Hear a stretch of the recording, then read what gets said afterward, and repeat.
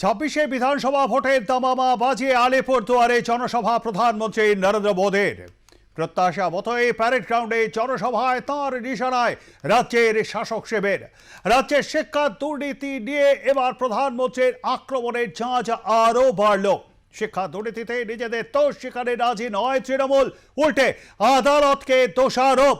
আলিপুরদুয়ারের সভা থেকে রাজ্যের তৃণমূল সরকারকে দুর্নীতির পারে লাগাতার বিদ্ধ করলেন প্রধানমন্ত্রী নরেন্দ্র মোদী। भारत माता की, भारत माता की जय जोहार। नमस्कार। बोरोरा আমার প্রণাম নেবেন। অপারেশন সিঁদুরের সাফল্যের পর প্রথম বঙ্গ সফরে প্রধানমন্ত্রী নরেন্দ্র মোদী সিকিমের অনুষ্ঠানে সশরীরে পৌঁছতে না পারলেও তিনি ভার্চুয়ালি যোগ দেন এবং তারপরই আলিপুরদুয়ার জেলার একেবারে প্যারেড গ্রাউন্ডের সভায় উপস্থিত প্রধানমন্ত্রী নরেন্দ্র মোদী। আর ভাষণে অপারেশন সিঁদুর নিয়ে এবং তার সাফল্য নিয়ে আবারও পাকিস্তানকে বার্তা দিলেন প্রধানমন্ত্রী নরেন্দ্র মোদী।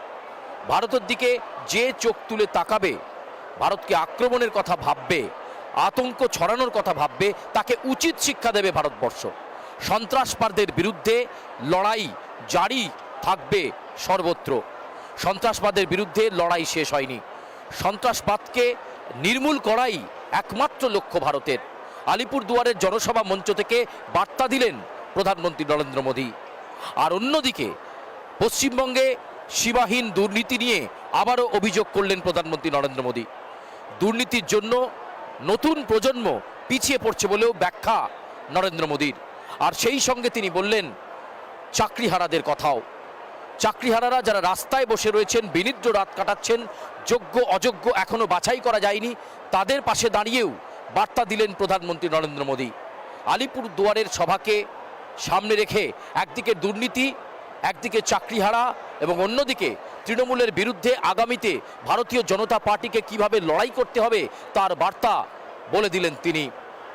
2026-এর বিধানসভা নির্বাচনে নির্মম সরকারকে বিদায় দিতে হবে, ঠিক এভাবেই ব্যাখ্যা করলেন তিনি। রাজ্যের শাসক দল তথা তৃণমূল কংগ্রেসের সরকারকে নির্মম সরকার বলে ব্যাখ্যা নরেন্দ্র মোদীর। ফলে সব মিলিয়ে আলিপুরদুয়ার থেকেই 2026-এর বিধানসভা নির্বাচনের সলতে পাকানো শুরু করে দিলেন মোদী। আর তাই তো পরিবর্তন সংকল্প সভা থেকেই তৃণমূল সরকারকে বিদায় দেওয়ার ডাক দিয়ে গেলেন মোদী। বললেন প্রয়োজনে আবার বারে বারে আসবেন তিনি।